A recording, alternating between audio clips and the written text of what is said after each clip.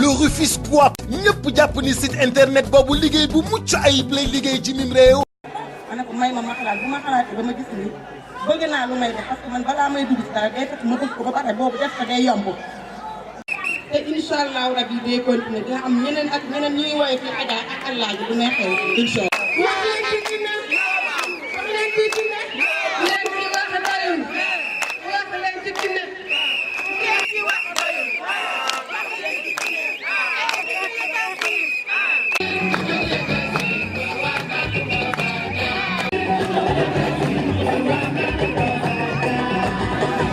Matar Ndoye, responsable départemental de l'APR à Rufisque, mais également responsable de l'APR au niveau de la commune de Rufisque-Ouest. Nekk ci commune bi aussi yore fi équipe boo xam ne que c'est une équipe de l'APR boo xam ne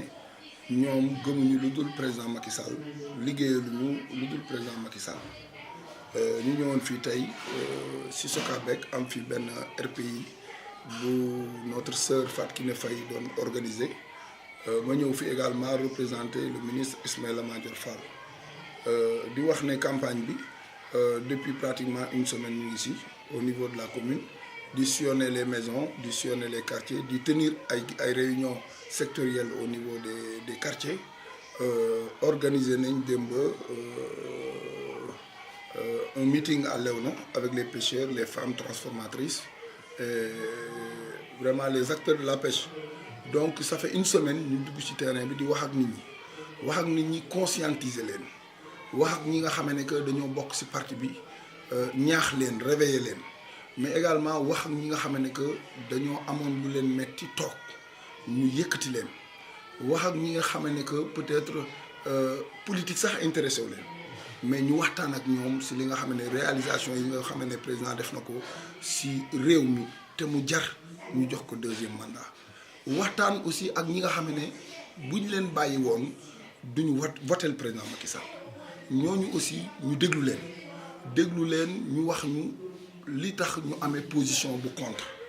ñu waxtaan ak ñoom dalal leen expliquer leen conscientiser leen ba mujj gi ñu nangu ne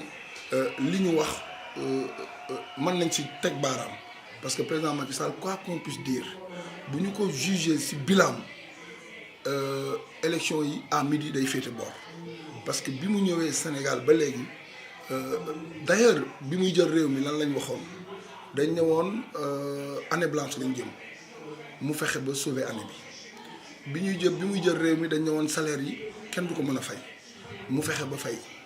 bi muy jël réew mi. courant bi xamoon nañ ni mu meloon ci Sénégal xëy kamaj loo denc mu yàqu te mënoo produire d'ailleurs c'est pourquoi ci jamono boobu mënuñu ñoom waxu croissance parce que croissance soo laa wax croissance da ngay produire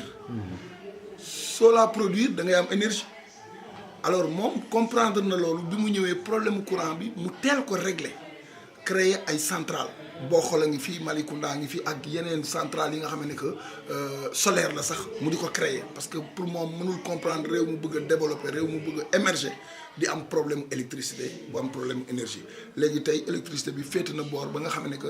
non seulement am nañ courant bu doy mais dañ koy jaay mën nañ sax jaay courant alors problème yu ndaw dina am nag loolu c'est par rapport à la vétusté du réseau wala ak yenn jafe-jafe yoo xam ne que peut-être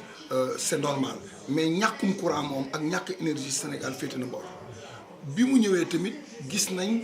jéego yi mu def ci wàllu dund askan bi le vécu du Sénégalais fexe ba lii nit ñi di sonn soxla bés bu nekk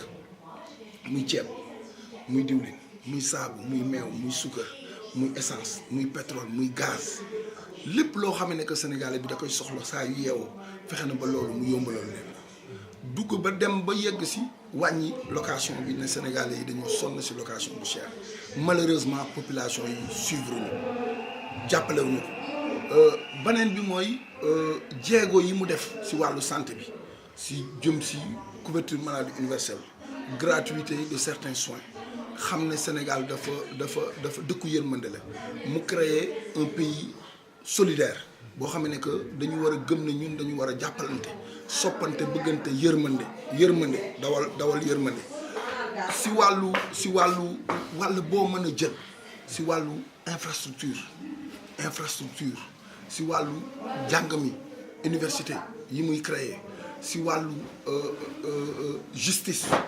wàll boo jël si secteur boo jël si Sénégal président Macky Sall def na fa ay jéego loolu def naa bu ñu nekkoon fii sax di ko lim xale yu ndaw yi sax mën nañ ko chanter donc loolu rek tax war na mën a tax ñun surtout diggante bi nga xam ne que aussi am na ko ak waa Tëngéej digganteem ak waa Tëngéej daf si wane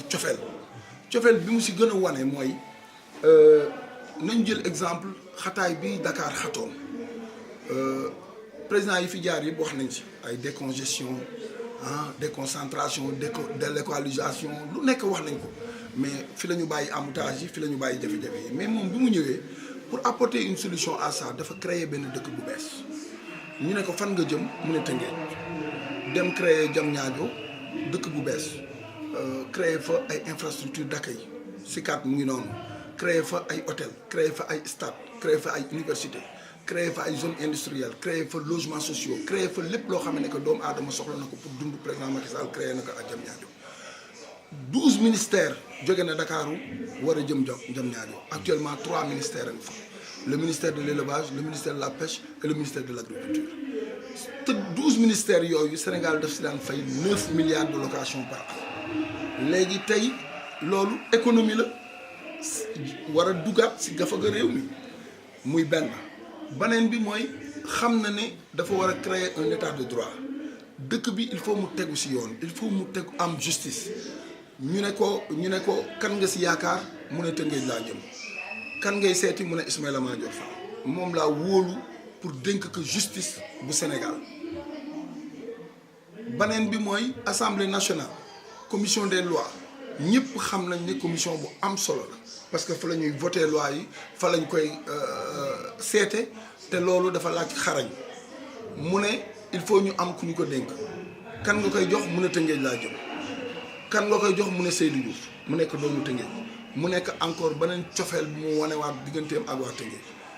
mu war a def conseil délocalisé au niveau de la région de Dakar région de Dakar c'est le département de Dakar département de Pikine de Guédiawaye et de Rufisque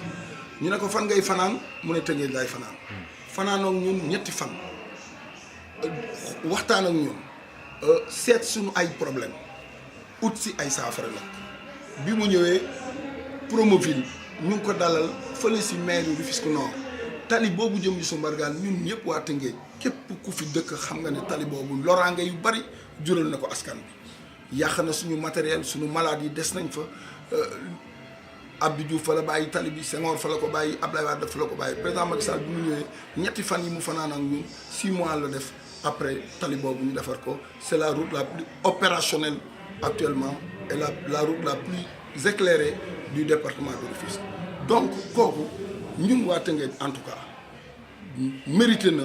vraiment ñu def ko jox ko 2e mandat pour que mbébét ak yéene yi nga xam ne que am na ko pour Sénégal mu mën ko yeggali. waaw ci kaw loolu président dafay waajal ñëw Tëngéej le 18. waaw ñu bëggoon a xam naka ngeen koy waajalee. waaw le 18 boobu franchement